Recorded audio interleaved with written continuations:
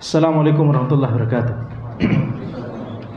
Innal hamdalillah nahmaduhu wa nasta'inuhu wa nastaghfiruh wa na'udzu billahi min shururi anfusina wa min sayyiati a'malina may yahdihillahu fala mudhillalah wa may yudlil fala hadiyalah wa asyhadu an la ilaha illallah wahdahu la syarikalah wa asyhadu anna Muhammadan abduhu wa rasuluh. Allahumma shalli wa sallim ala sayidina Muhammad wa ala alihi wa sahbihi ajma'in. Amma ba'd. Kita lanjutkan pembahasan kitab Al-Arba'un An-Nawawiyah wa Tatimmatul Khamsin karya Al-Imam An-Nawawi dan Imam Ibn Rajab rahimahumallahu ta'ala. Kita sampai pada hadis yang nomor 4, an Abi Abdurrahman Abdullah bin Mas'ud radhiyallahu anhu qala. Dari Abu Abdurrahman Abdullah bin Mas'ud radhiyallahu anhu, beliau berkata, haddatsana Rasulullah sallallahu alaihi wasallam wa huwa shadiqul masduq. Telah meriwayatkan kepadaku Rasulullah sallallahu alaihi wasallam dan beliau adalah orang yang jujur dan terpercaya. Inna ahadakum yujma'u khalquhu fi batni ummihi arba'ina yawman nutfatan thumma yakunu 'alaqatan mithla dhalik thumma yakunu mudghatan mithla dhalik. Sesungguhnya tiap-tiap kalian dikumpulkan penciptaannya dalam perut ibunya selama 40 hari dalam bentuk nutfah, yaitu air mani, lalu dalam bentuk alaqah, yaitu segumpal darah selama itu pula, yakni selama 40 hari, lalu dalam bentuk mudghah, yaitu segumpal daging selama itu pula, yaitu 40 hari. Maka di sini kita lihat Nabi Muhammad SAW menjelaskan sesuatu yang pada saat itu tidak diketahui oleh orang-orang. Pada saat itu orang-orang tidak mengetahui. Itu mengapa Abdullah bin Mas'ud radhiyallahu anhu beliau mengatakan, haddatsana Rasulullah sallallahu alaihi wasallam wa huwa shadiq al-masduq. Telah mengabarkan kepadaku Rasulullah sallallahu alaihi wasallam dan beliau adalah orang yang jujur dan terpercaya. As-shadiq orang yang berkata benar, al-masduq orang yang dibenarkan, yakni terpercaya. Maka beliau Abdullah bin Mas'ud radhiyallahu anhu ini hendak menegaskan bahwa apa yang akan disampaikan oleh Nabi Muhammad sallallahu alaihi wasallam ini adalah al-haq, walaupun kita tidak bisa melihatnya sekarang. Pada saat itu, walaupun kita tidak bisa mengetahuinya sekarang. Ini menceritakan tentang fase yang dialami oleh janin, ya, fase ketika manusia masih berada di rahim ibunya, masih di dalam perut ibunya. Maka bagaimana fase yang terjadi di situ? Ini dikabarkan oleh Rasulullah SAW di hadis ini. Demikian pula fase-fase ini juga dikabarkan di Al-Quranul Karim. Maka kita lihat para ulama dari zaman ke zaman, dimulai dari sahabat Abdullah bin Mas'ud radhiyallahu anhu dan sahabat yang lain, kemudian para tabi'in, kemudian para tabi'in, kemudian para ulama yang mengikuti mereka setelahnya, dari generasi ke generasi hingga sekarang, semuanya meriwayatkan hadis ini walaupun mereka belum tahu bagaimana realitanya, begitu ya. Walaupun mereka belum tahu, mereka tidak bisa, pada saat itu belum ada teknologinya. Alhamdulillah sekarang Allah mudahkan, bisa USG, begitu ya, betul tidak? Maka ini menunjukkan bagaimana para ulama itu sangat semangat untuk menjaga setiap apa yang diriwayatkan dari Rasulullah SAW, walaupun mereka pada saat itu belum paham realitanya bagaimana. Walaupun mereka belum paham ini logikanya bagaimana. Selama itu dari Rasulullah SAW, khalas, itulah al-haq. Selama itu dari Allah Subhanahu wa taala di Al-Qur'anul Karim, itulah al-haq. Maka ini bentuk dari sami'na wa ta'na. Ya, ini hadis ini tidak kemudian diubah-ubah, ya, karena bisa jadi tentunya di kalangan sejarah, di dalam sejarah Islam, di kalangan para ulama, ada para ulama yang juga membidangi ilmu-ilmu dunia, termasuk ilmu medis dan seterusnya, biologi dan seterusnya, ya. Dan walaupun mereka belum paham pada saat itu, akan tapi mereka tetap meriwayatkan hadis ini apa adanya sesuai dengan yang diriwayatkan oleh para perawi sebelum-sebelumnya. Dan ternyata baru ketahuan di zaman ini, betul tidak? Kita bisa melihat bagaimana fase, kita bisa melakukan penelitian. Awalnya para ulama, para ilmuwan yang melakukan penelitian, ilmu yang terkait dengan ini, biologi, kedokteran dan seterusnya, anatomi dan seterusnya, ya. Jadi ini tentunya menunjukkan kepada kita bagaimana semangat para ulama dalam menjaga hadis. Walaupun secara zahir mereka tidak paham atau belum paham, tetap mereka riwayatkan sesuai dengan apa yang mereka dengar dari perawi sebelumnya. Dan dengan inilah Islam itu dijaga. Tidak kemudian muncul misalkan seseorang begitu ya, kemudian membaca hadisnya, wah ini kok kayaknya aneh ya. Begitu ya. Kemudian diubah seterusnya dan seterusnya. Tidak demikian di dalam Islam. Setiap ada yang mau melakukan itu, pasti kemudian ada ulama yang mengetahuinya dan kemudian memperingatkan orang-orang dari orang yang melakukannya tersebut. Maka di sini kita lihat, ini adalah bagaimana penciptaan seorang manusia di perut ibunya.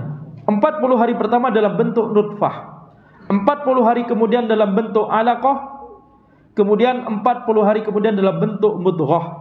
Dan inilah yang dilihat oleh orang-orang ketika mereka misalkan melakukan USG, ya. Jadi penelitian tentunya ya. Jadi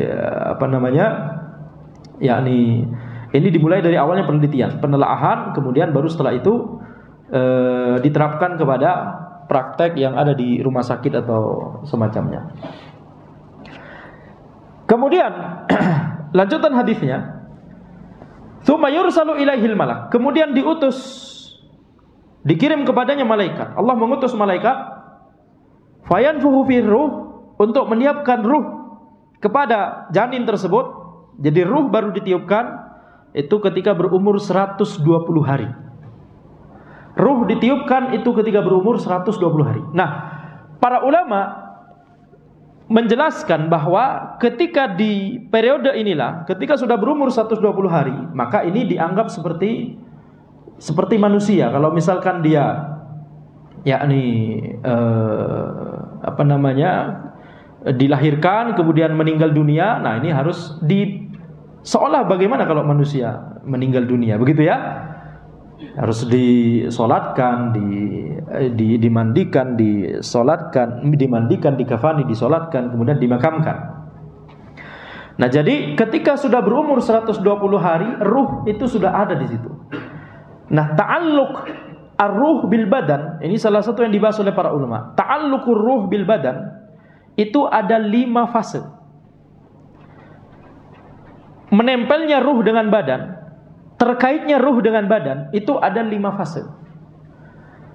Yang pertama adalah fase ketika sudah berumur 120 hari ini di dalam perut ibunya. Ini fase yang pertama. Dia sudah ada ruh. Para ulama membahasakannya dengan ta'alluq, nempel. Nah, mungkin kita bahasakan demikian ya. Karena ini adalah hal gaib. Kita nggak tahu bagaimana ruh di badan kita itu bagaimana. Jadi ketika ruh tersebut terkait atau menempel dengan badan, ini ada 5 fase. Yang pertama adalah ketika ruh tersebut dengan janin, ketika masih di dalam perut ibunya, masih fase janin. Fase kedua adalah ketika ruh tersebut ta'allaq bil badan, nempel dengan badan ketika sudah dilahirkan di dunia. Nah, ini berarti seperti kita sekarang sampai meninggal dunia. Nah, ini fase kedua atau jenis kedua dari ta'alluqur ruh bil badan. Fase kedua. Dan di fase inilah ruh dan badan tersebut harus bekerja sama untuk beramal soleh, menuntut ilmu syar'i, mengamalkan ilmu syar'i, ya, mengikuti Al-Quran dan Sunnah dan seterusnya. Fase yang kedua ini. Apakah di fase pertama diwajibkan nuntut ilmu syar'i, beramal? Masya Allah, antum keluar pinter-pinter, langsung pinter ya antum ya. Kalau misalkan dari perut ibunya sudah belajar, Masya Allah, belajar ilmu syar'i maksudnya. Jadi setiap orang dilahirkan dalam kondisi jahil semua. Akan tapi kemudian ada di antara orang-orang yang dilahirkan tersebut kemudian bersemangat menuntut ilmu syar'i dan mengamalkan ilmu syar'i tersebut. Semoga kita termasuk orang-orang tersebut. Fase ketiga atau jenis ketiga, ta'alluqur ruh bil badan. Jenis ketiga ta'alluqur ruh bil badan adalah ketika orang tersebut tidur. Ketika orang tersebut tidur, masih hidup tapi tidur, maka dia masih nempel ruhnya, tidak meninggal dunia, betul tidak? Tapi kemudian tidak begitu nempel karena dia tidak ingat apa-apa, nggak ingat sanak famili, itu tidak, nggak ingat kawan, karena lagi tidur. Ya, nggak ingat kawan, nggak ingat sanak famili dan seterusnya, tidak sadar. Maka ini adalah jenis ketiga, ta'alluqur ruh bil badan. Jenis ketiga, ruhnya masih ya ta'allaq, masih terkait dengan badannya, ya. Karena kalau terlepas ya berarti sudah meninggal dunia. Tetapi tidak seperti bagaimana ruh itu terkait ketika dia sudah terjaga. Makanya sekarang Anda tanya, ini adakah di antara kita yang di jenis ketiga ini, ta'alluqur ruh bil badan, di jenis ketiga? Yang enggak usah diganggu ya, biarkan demikian. Baik. Berarti karena badannya memang sedang membutuhkan untuk berada di jenis ketiga ta'alluqur ruh bil badan. Baik.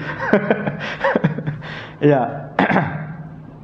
Tidak usah kemudian antum bicara, para bapak-bapak kemudian balik pulang dari kajian kemudian bicara kepada istrinya, jangan diganggu, ana mau memasuki fase ketiga ta'alluq ruh bil badan. Apa ini maksudnya? Baik. Ya, enggak usah banyak gaya. Baik.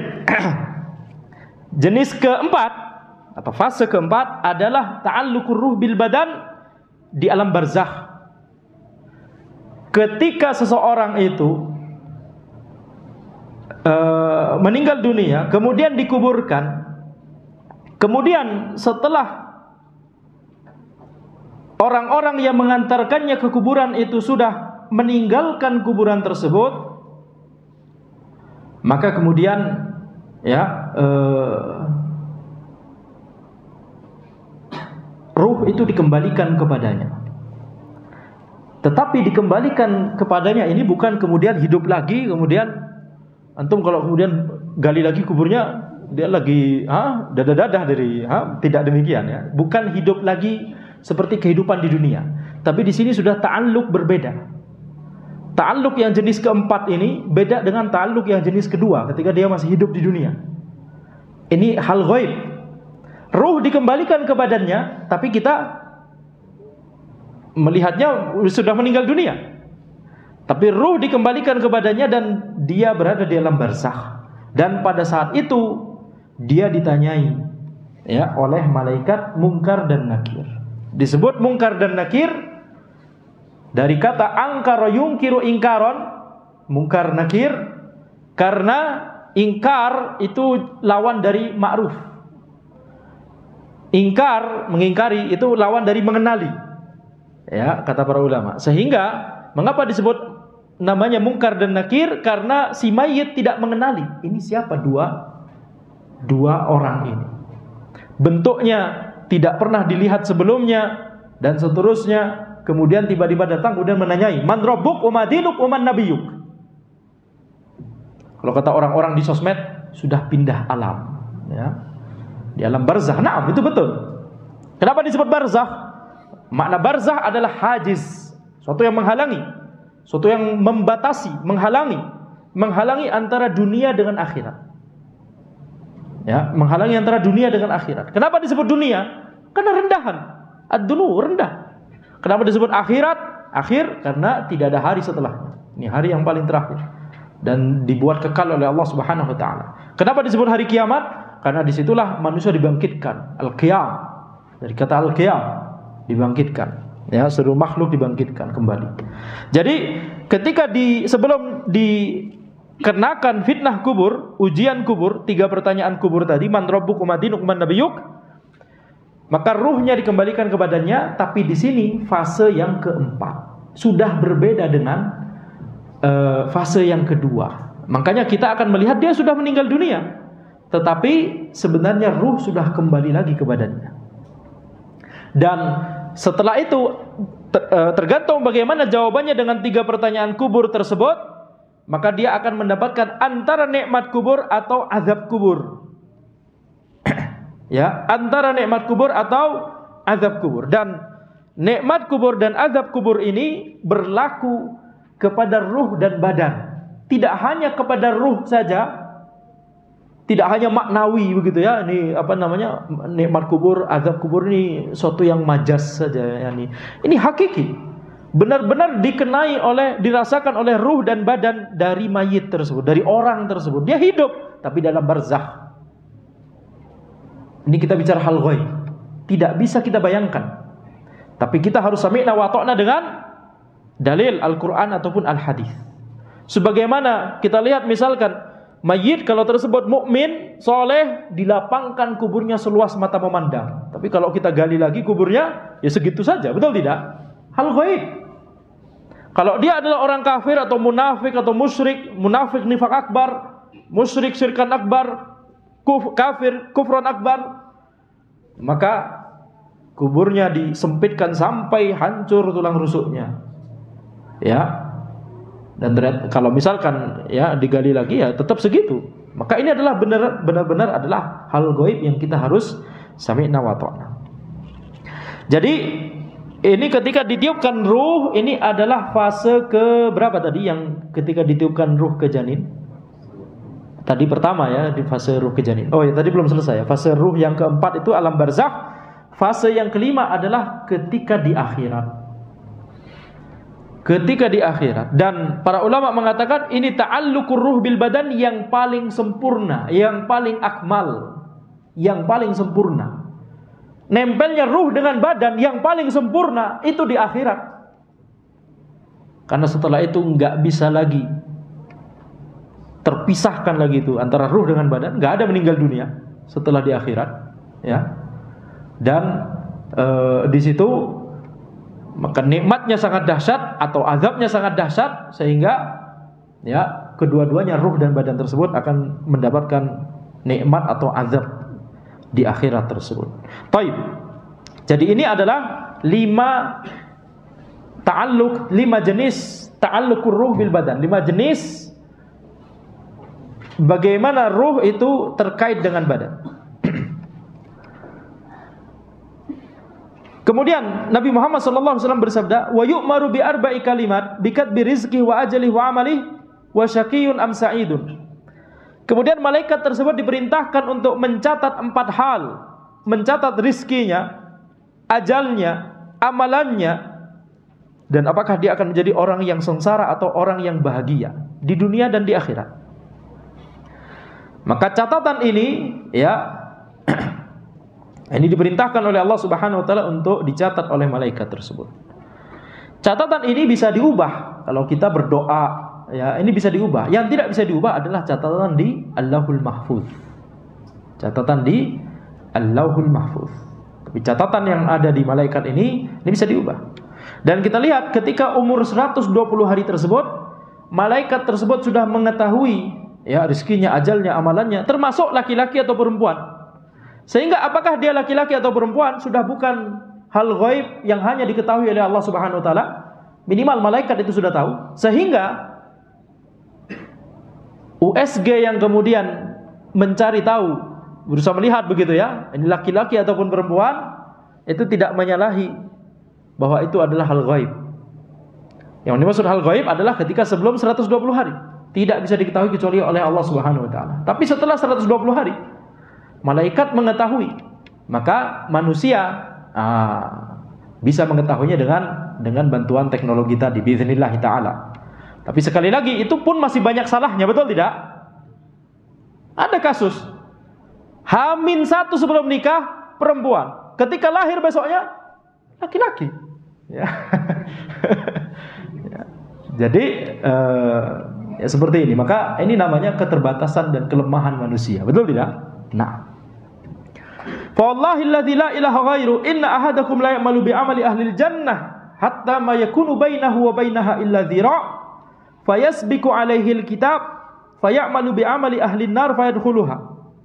Maka demi Allah yang tidak ada Tuhan yang berhak diibadahi selainnya, sesungguhnya salah seorang dari kalian beramal dengan amalan ahli surga sampai tidaklah jarak antara dia dengannya, antara dia dengan surga kecuali sehasta saja. Kemudian Alkitab mendahuluinya, sehingga dia beramal dengan amalan ahli neraka, lalu dia memasuki neraka. Wa inna ahadakum la ya'malu bi amali ahli nar hatta ma yakunu bainahu wa bainaha illa dhira' fa yasbiqu alaihi alkitab fa ya'malu bi amali ahli aljannah fa yadkhuluha. Dan salah seorang dari kalian beramal dengan amalan ahli neraka sampai tidaklah jarak antara dia dengannya kecuali sehasta saja, kemudian Alkitab mendahuluinya sehingga dia beramal dengan amalan ahli surga, lalu dia memasukinya. Maka sebagaimana yang telah kita jelaskan di pertemuan sebelumnya tentang iman kepada qada dan qadar Allah Subhanahu wa taala, maka iman kepada qada dan qadar Allah, di antara aspek yang harus kita imani terkait hal tersebut adalah bahwa Allah Subhanahu wa taala itu menetapkan qadar, dan Allah Maha mengetahui apa yang akan terjadi.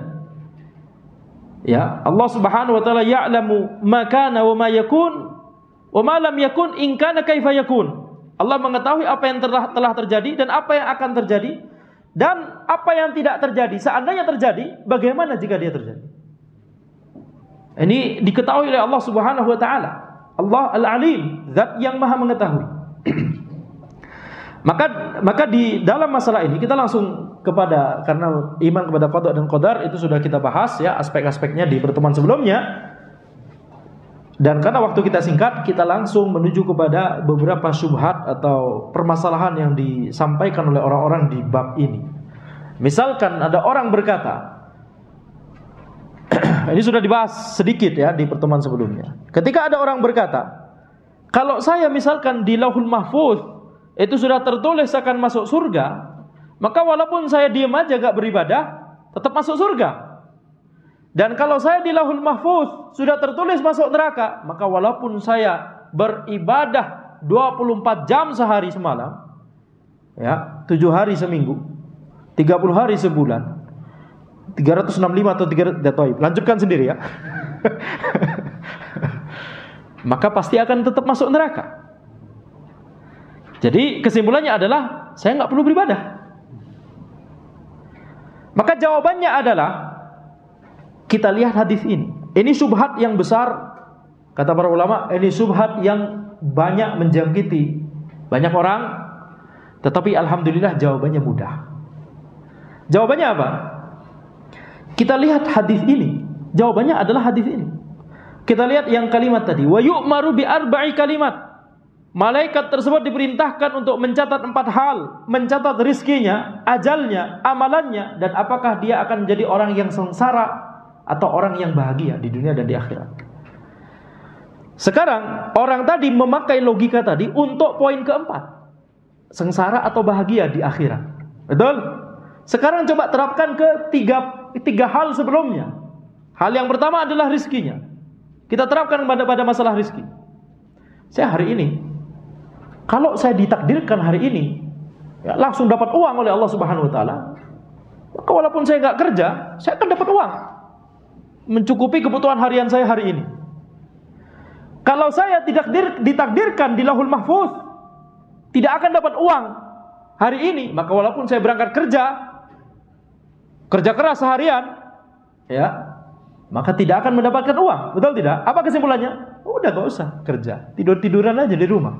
Ada orang berpikir seperti ini? Nggak ada. Nggak ada. Mahasiswa habis kuliah, hari H wisuda, H+1. Saya kalau misalkan ditakdirkan di Lauhul Mahfuz dapatkan pekerjaan yang mapan, jadi orang kaya, maka saya nggak perlu ngapa-ngapain lah, nggak perlu cari kerja. Betul? Kalau ditakdirkan di Lauhul Mahfuz demikian, pasti dapat. Walaupun saya nggak ngapa-ngapain. Kalau di Lauhul Mahfuz saya ditakdirkan atau dituliskan bahwa saya tidak akan dapat pekerjaan sama sekali, maka walaupun saya hari ini nyari kerja, tidak akan dapat juga. Kesimpulannya apa? Ya sudah, di rumah saja. Ada yang berpikir demikian. Tapi gak usah jauh-jauh. Masalah makan. Antum lapar misalkan. Antum lapar, ada makanan di depan antum, tapi antum kemudian mikir, karena kalau dicatat di Lauhul Mahfuz kenyang, maka walaupun anda nggak makan makanan ini, anda pasti akan kenyang juga insya Allah. Tapi kalau dicatat di Lauhul Mahfuz anda tetap lapar, maka walaupun anda makan makanan ini tetap lapar. Apa kesimpulannya? Nggak usah makan. Ada yang berpikir seperti ini? Nggak ada. Terapkan pada masalah minum? Juga nggak ada. Terapkan pada masalah ajal. Kalau orang sakit misalkan, orang sakit, maka kalau Allah Subhanahu wa taala takdirkan atau dicatat di Lauhul Mahfuz saya bakal sembuh dari sakit saya ini, udah nggak usah minum obat. Kalau dicatat di Lauhul Mahfuz gak akan sembuh walaupun saya minum obat sebanyak apapun.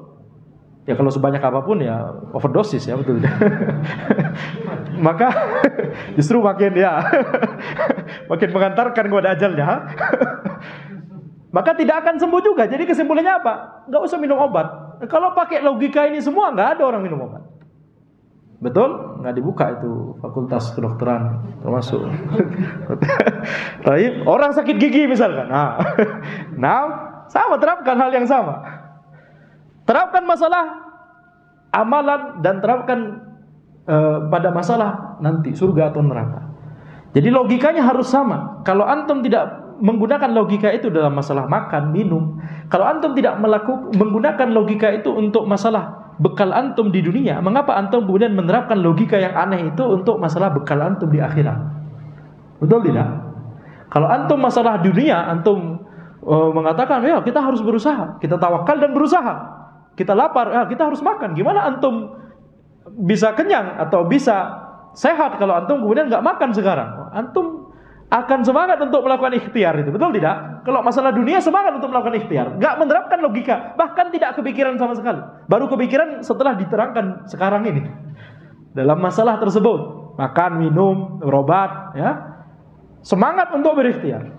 Tapi mengapa ketika masalah amalan soleh, beribadah kepada Allah Subhanahu wa taala kemudian menggunakan logika aneh tersebut? Betul tidak?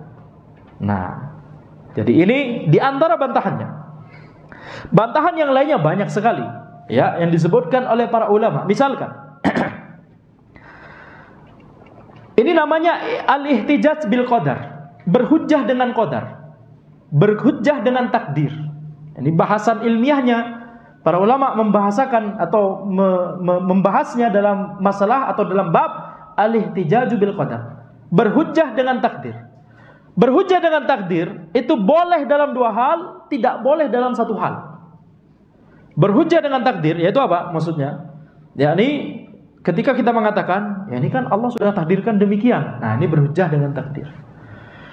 Boleh dalam dua hal, haram dalam satu hal. Mau bahas yang boleh atau yang haram dulu? Yang boleh dulu misalkan, ya.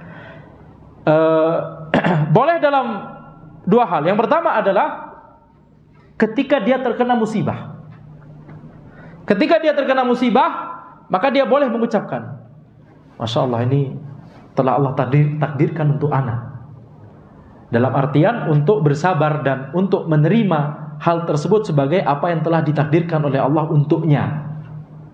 Semua yang terjadi di alam semesta ini tidak akan terjadi kecuali atas izin Allah Subhanahu wa taala. Dan itu pasti ada hikmah di baliknya. Ya, maka ketika kita kemudian berhujjah dengan takdir dalam masalah ketika ada musibah, ya ini kan memang sudah ditetapkan oleh Allah, ya kita ridho dengan apa yang Allah tetapkan. Nah, ini boleh. Kemudian hal yang kedua yang boleh berhujjah dengan takdir adalah dalam masalah kemaksiatan yang dia lakukan, keharaman yang dia lakukan, dan dia sudah bertaubat. Dan dia sudah bertaubat. Seperti misalkan, ya dulu saya memang orang yang fasik, ya qadarullah, Allah menakdirkan demikian. Alhamdulillah sekarang sudah Allah berikan hidayah kepada saya. Dalilnya adalah Nabi Adam alaihissalam dan Nabi Musa alaihissalam ketika di akhirat itu Nabi Adam berhujjah dengan keharaman yang beliau lakukan ketika di surga, makan yang dilarang oleh Allah Subhanahu wa taala, sehingga membuat beliau dikeluarkan dari surga. Nah, di sini dari situ para ulama menyimpulkan bahwa boleh berhujjah dengan apa yang Allah telah tetapkan dalam keharaman yang kita lakukan, tapi dengan catatan kita sudah bertaubat. Nah, yang haram adalah berhujjah dalam masalah keharaman dan kemaksiatan yang dilakukan dan dia belum bertaubat. Contohnya misalkan ketika seseorang itu minum khamr, peminum khamr, dia masih minum khamr, dia masih mencuri, dia pencuri, perampok, pembegal, penzina dan seterusnya. Kemudian ketika dinasihati, kemudian dia berkata, ini kan Allah takdirkan untuk saya ini. Ini nggak boleh. Ijma' para ulama, tidak boleh berihtijaj, berhujjah dengan takdir dalam masalah kemaksiatan atau keharaman yang dia lakukan dan dia belum bertaubat, dalam rangka untuk membela diri. Ijma' para ulama ini adalah haram, tidak boleh. Dan ini adalah bentuk melecehkan syariat Allah Subhanahu wa taala. Makanya ketika di zaman Umar radhiyallahu anhu ada orang yang mencuri, kemudian ditanya, kenapa antum mencuri? Ditangkap, kemudian ditanya, kenapa antum mencuri? Dia berkata, innallaha qaddara li, Allah telah menetapkan ini untukku. Maka Umar memerintahkan cambuk dia dengan 30 cambukan dan potong tangannya. Kemudian ditanya, mengapa kok ada hukuman ekstra? Harusnya cuma potong tangan. Cambukan 30, kalau yang potong tangan itu karena antum mencuri, cambukan yang 30 tersebut karena antum telah mencela Allah Subhanahu wa taala. Ketika mengatakan Allah menetapkan hal tersebut. Jadi ini berhujjah dengan qadar, tidak boleh dalam masalah kemaksiatan. Baik. Jadi apa yang tertulis di Lauhul Mahfuz itu dalam rangka ikhbar, mengabarkan apa yang akan terjadi, bukan dalam rangka ijbar, memaksa. Ini perkataan Al-Khattabi rahimahullah ta'ala. Apa yang tertulis di Lauhul Mahfuz itu dalam rangka ikhbar. Al-ikhbar minallah subhanahu wa ta'ala. Allah maha mengetahui. Allah memberikan kita pilihan. Kita malam ini mau berangkat kajian atau mau rebahan. Itu kan yang kita bahas di pertemuan sebelumnya, betul tidak? Anak ulangi lagi. Malam ini setiap dari antum, sebelum maghrib, setiap dari antum punya pilihan. Apakah antum mau berangkat kajian ke masjid, atau rebahan, atau mendengarkan kajian sambil rebahan? Kan ada streaming. Ini nggak ada di zaman dahulu, betul tidak? Ini penuntut ilmu zaman ini memang aneh-aneh, betul tidak? Setiap kita punya pilihan, setiap kita punya kehendak, masyiah. Tapi kehendak manusia di bawah kehendak Allah Subhanahu wa taala. Tapi setiap manusia diberikan kehendak, diberikan pilihan. Dia bebas memilih. Nah, Allah maha mengetahui sejak zaman azali apa yang akan kita pilih malam ini. Dan oleh karena itu ditulis di Lauhul Mahfuz. Jadi ini mengabarkan apa yang akan terjadi hingga hari kiamat. Itu dalam rangka bentuk dari maha mengetahuinya Allah Subhanahu wa taala. Jadi apa yang tertulis di Lauhul Mahfuz bukan dalam rangka memaksa kita untuk melakukan sesuai dengan yang tertulis di Lauhul Mahfuz. Jadi ini dalam rangka apa yang tertulis di Lauhul Mahfuz itu dalam rangka ikhbar, mengabarkan, khobar, mengabarkan, ikhbar, bukan ijbar, memaksa.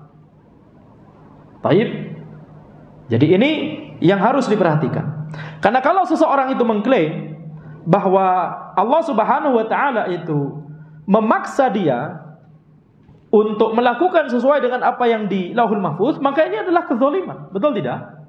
Ada orang yang dipaksa oleh Allah untuk melakukan amalan ibadah sehingga dia masuk surga. Ada orang yang dipaksa oleh Allah untuk melakukan kesyirikan, kekufuran, kemunafikan, nifaq akbar sehingga dia masuk neraka. Dan gak ada pilihan, misalkan orang tersebut gak ada pilihan, yang ini masuk surga, yang ini masuk neraka, gak ada pilihan sama sekali. Kan kasihan yang masuk neraka, betul tidak? Menisbatkan kezaliman kepada Allah Subhanahu wa taala.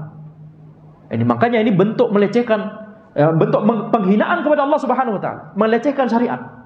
Bentuk pelecehan kepada syariat dan bentuk menghina Allah Subhanahu wa taala. Makanya dicambuk 30 kali oleh Umar bin Khattab radhiyallahu anhu. Kemudian alasan berikutnya, berhujjah dengan qadar itu adalah kebiasaannya orang-orang musyrik, orang-orang kafir Quraisy di zaman dahulu. Antum mau mengikuti logika mereka. Allah Subhanahu wa taala berfirman, "Sayaqulul ladzina asyraku law sya'allahu ma asyrakna wala aba'una wala harramna min syai'." Orang-orang yang berbuat kesyirikan mereka berkata, seandainya Allah berkehendak, maka kami tidak akan berbuat syirik. Seandainya Allah berkehendak, kami tidak akan berbuat syirik. Nenek moyang kami tidak akan berbuat syirik, dan kami tidak akan mengharamkan sesuatu yang halal. Jadi mereka berhujjah dengan qadar ini. Kami melakukan ini ya karena ditetapkan oleh Allah. Seandainya Allah berkehendak lain, kami nggak akan melakukan ini. Gitu. Ini pola pikir orang kafir Quraisy. Dan kita lihat bagaimana, sedikit lagi ya, ini sudah azan. Kita lanjutkan sedikit setelah azan, tapi sebentar. Dan juga kita lihat bagaimana orang-orang yang dimasukkan ke dalam neraka oleh Allah Subhanahu wa taala. Tidak ada sama sekali dari mereka yang kemudian membela diri dengan, kami dulu melakukan kesyirikan, kekufuran di dunia, kan karena itu sudah ditetapkan oleh Allah. Orang yang sudah masuk neraka, gak ada yang berhujjah demikian sama sekali. Orang yang sudah masuk neraka itu semuanya berkata, "Lau kunna nasma'u aw na'qilu ma kunna fi ashabis sa'ir." Seandainya kami dulu mendengarkan kajian, mendengarkan Al-Qur'an dan As-Sunnah, seandainya dulu kami berpikir, ma kunna fi ashabis sa'ir, kami tidak akan menjadi penghuni neraka as-sa'ir sekarang ini. Mereka meratapi nasibnya. Tidak kemudian mereka protes kepada Allah Subhanahu wa taala, ini kita masuk neraka karena dipaksa. Tidak ada demikian. Kalau seandainya itu beneran terjadi, pasti itu dijadikan bahan pembelaan oleh orang-orang penghuni neraka. Ya. Jadi ini menunjukkan bahwa yakni di saat itu mereka berusaha untuk melepaskan diri dari azab neraka tersebut, tapi tidak ada satupun penghuni neraka yang memberikan hujjah dulu kami dipaksa, tidak ada. Justru mereka semua meminta kepada Allah, ya Allah kembalikan kami ke dunia sehingga kami mau melakukan amal soleh. Tidak ada yang kemudian, ya Allah dulu kami dipaksa, tiba-tiba ujuk-ujuk akhirnya masuk neraka. Tidak ada demikian. Betul tidak? Nah, ini salah satu bantahannya. Nanti insya Allah kita lanjutkan lagi setelah azan, insya Allah ta'ala.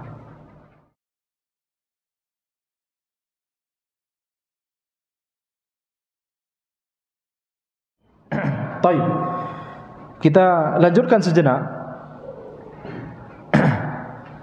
Kita katakan tadi bahwa tidak boleh bagi kita untuk berhujjah dengan qadar.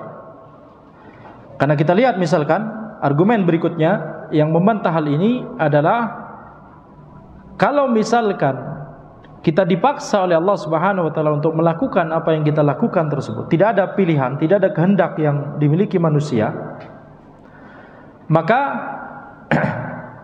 tidak ada poinnya dari seluruh perintah dan larangan yang ada di Al-Quranul Karim. Betul tidak? Di Al-Quran kita diperintahkan untuk mentauhidkan Allah Subhanahu wa ta'ala, diperintahkan untuk mengerjakan amalan kebaikan. Ya.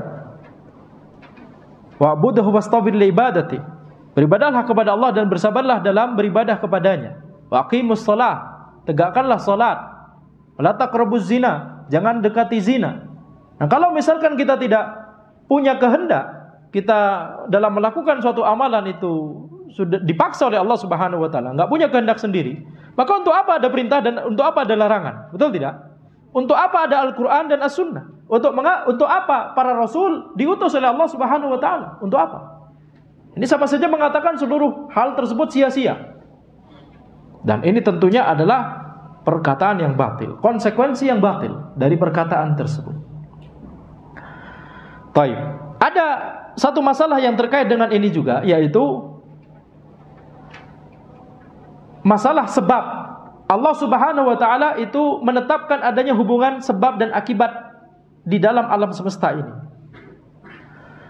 Nah, dalam masalah ini manusia terbagi menjadi tiga. Yang pertama adalah mu'attilatul asbab, mu'attilatus sabab, yaitu yang menafikan sebab. Yang menafikan sebab, mengatakan bahwa tidak ada hubungan sebab dan akibat. Ketika misalkan batu dilemparkan ke jendela kaca sehingga jendela kacanya pecah, maka mereka mengatakan, kenapa ini jendela kacanya pecah? Ini bukan karena dilempar oleh batu.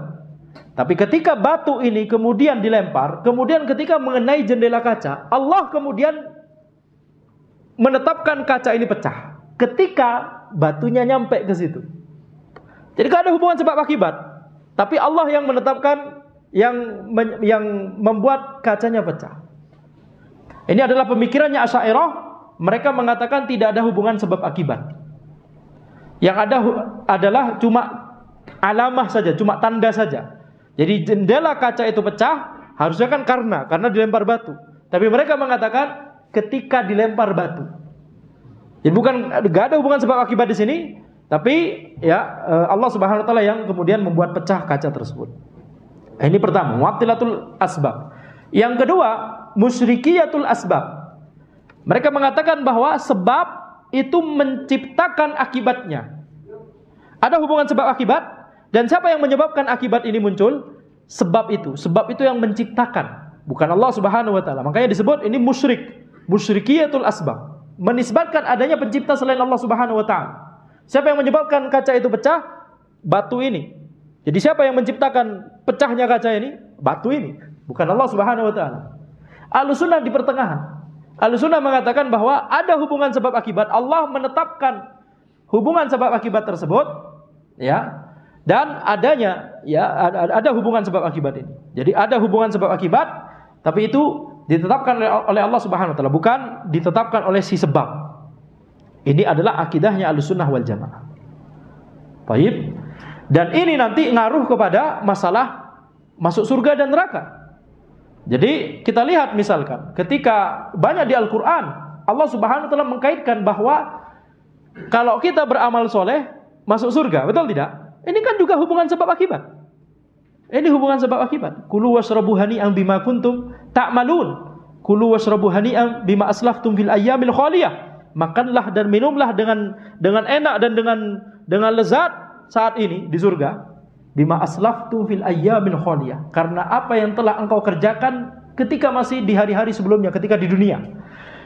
Ini berarti apa? Ada hubungan sebab akibat. Allah Subhanahu wa taala banyak mengkaitkan antara hubungan sebab akibat. Kalau seorang beramal soleh masuk surga. Kalau seseorang itu melakukan amalan keburukan, maka dia masuk neraka. Ini hubungan sebab akibat ditetapkan oleh Ahlussunnah. Tidak dinafikan seperti yang dilakukan oleh mu'attilatul asbab, tidak dinafikan begitu ya. Dan juga tidak kemudian mengatakan yang membuat kita masuk surga adalah amalan kita. Enggak juga, betul tidak? Itu telah dibantah bahkan oleh Nabi Muhammad SAW, yang membuat kita masuk surga adalah rahmat dari Allah Subhanahu wa taala. Bahkan Nabi SAW sendiri. Betul? Maka akidah Ahlussunnah tidak ada kontradiksi sama sekali. Jadi kita lihat ini masalah saling terkait satu sama lain. Pertama, berhujjah dengan qadar atau takdir. Yang kedua, masalah sebab akibat. Yang ketiga, masalah kita masuk surga atau neraka bagaimana, begitu ya. Maka ini semua adalah saling keterkaitan. Jadi tidak boleh bagi kita untuk salah belajar, karena kalau salah pemahaman di satu hal nanti akan kontradiktif dengan hal-hal yang lain. Baik, demikian yang bisa Anda sampaikan. Sekarang kita masuk tanya jawab satu saja ya. Bismillah. Assalamualaikum Ustaz. Waalaikumsalam warahmatullahi. Semoga Allah menjaga Ustaz, keluarga dan kaum muslimin. Saya ingin bertanya, maksud dari kemudian Alkitab mendahulunya di dalam hadis ini bagaimana ya Ustaz? Afwan, anak kurang mengerti. Jazakallahu khairan. Alkitab mendahulunya maksudnya adalah catatan di Lauhul Mahfuz itu sudah mendahului, kan sudah ada sejak zaman dahulu, 50.000 tahun sebelum alam semesta diciptakan. Itu yang dimaksud dengan mendahulunya. Taib. Jadi orang yang awalnya melakukan amalan seperti amalannya ahli surga, kemudian ternyata di akhir hidupnya jaraknya antara surga tinggal sehasta saja. Hasta itu jarak sini sampai dari siku sampai ujung jari, tinggal sedikit, bisa terjemahkan sehasta atau sejengkal ya. Illa dhira'. Ya nanti kita cek. Maka tinggal sedikit jaraknya dengan surga, tapi ternyata kemudian dia melakukan amalan keburukan, amalannya ahli neraka, yakni kufur, yakni murtad atau kufur, melakukan pembatal keislaman, kemudian dia masuk neraka. Apa penyebabnya? Kata para ulama, itu berarti amalan yang dia lakukan, amalan ahli surga yang dia lakukan ini, itu berarti tidak dibarengi dengan murninya hati dia. Itu cuma zahirnya saja. Karena di riwayat yang lain dari hadis ini, yaitu la ya'malu bi amali ahli jannah fima yabdu. Dia melakukan amalan ahli jannah tapi yang tampak saja. Yang tampak saja, yang kelihatan saja dia melakukan amalan ahli surga, tapi ternyata hatinya ada kekufuran atau kesyirikan. Di akhir hidupnya dia memilih kekufuran dan kesyirikan itu, sehingga dia, jadi itu pilihan dia sendiri. Sekali lagi bukan kemudian, jangan bayangkan hadis ini kemudian ada orang sudah melakukan amalan kebaikan, amalannya ahli surga, amalan kebaikan, ketaatan, kemudian tinggal dikit lagi dengan surga, yakni dia mau sebentar lagi meninggal dunia. Kemudian Allah Subhanahu wa taala belokkan dia menjadi, ini zalim, betul tidak? Ini zalim. Tidak demikian memaknai hadis ini. Tapi dia sendiri yang dari awal hatinya menyimpan kesyirikan dan kekufuran. Apa dalilnya? Hadis lain, riwayat lain, la ya'malu bi amali ahli jannah fima yabdu bainan nas atau kama qala. Intinya fima yabdu, yakni tampaknya dia melakukan amalan ahli surga. Tapi ternyata kemudian dia menyimpan kekufuran, kesyirikan dalam hatinya atau syubhat dalam hatinya, sehingga kemudian dia memilih jalan tersebut. Akhirnya kufurlah dia di akhir hayatnya, kemudian masuk neraka. Nauzubillah min dzalik. Kemudian ada satu orang yang selama ini dia melakukan amalan keburukan, amalannya ahli neraka, tapi ternyata di dalam hatinya dia menyimpan mungkin keingintahuan terhadap Islam, penasaran kepada Islam, tapi selama ini belum begitu yakin, betul tidak? Seperti anaknya seorang Yahudi di zaman Nabi Muhammad SAW sudah sakit, sudah mau meninggal dunia, dijenguk oleh Nabi Muhammad SAW. Kemudian bapaknya mengatakan, taatilah Abul Qasim. Kemudian Nabi Muhammad SAW ya ucapkan syahadat. Dia mengucapkan syahadat anak tersebut. Kemudian meninggal dunia, masuk surga, insyaallah taala.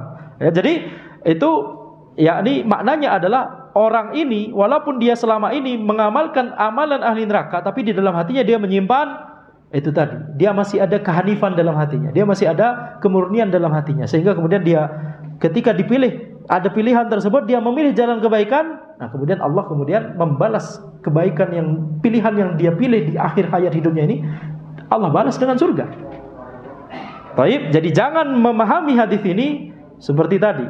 Ada orang sudah mengamalkan, amalan kebaikan, kemudian Allah balikkan, Allah paksa untuk dia pindah jalur ke amalannya ahli neraka, kemudian masuk neraka. Tidak demikian. Ini sama saja menisbatkan kezaliman kepada Allah Subhanahu wa taala, padahal Allah tidak zalim dan Allah mengharamkan kezaliman kepada dirinya sendiri. Ya ibadi inni haramtu dzulma ala nafsi wa ja'altuhu bainakum muharrama fala tadzalamu. Ya wahai hambaku, Allah berfirman, ini hadis qudsi, wahai hambaku, sesungguhnya aku telah mengharamkan kezaliman kepada diriku sendiri dan aku jadikan kezaliman itu haram di antara kalian, maka janganlah kalian saling berbuat zalim. Ya, maka demikian yang bisa Anda jelaskan atau kita sampaikan dalam pembahasan kita kali ini. Insyaallah kita lanjutkan di pertemuan berikutnya. Hadza wallahu alam, subhanakallahumma wa bihamdika asyhadu an la ilaha illa anta astaghfiruka wa atubu ilaik. Assalamualaikum warahmatullahi wabarakatuh.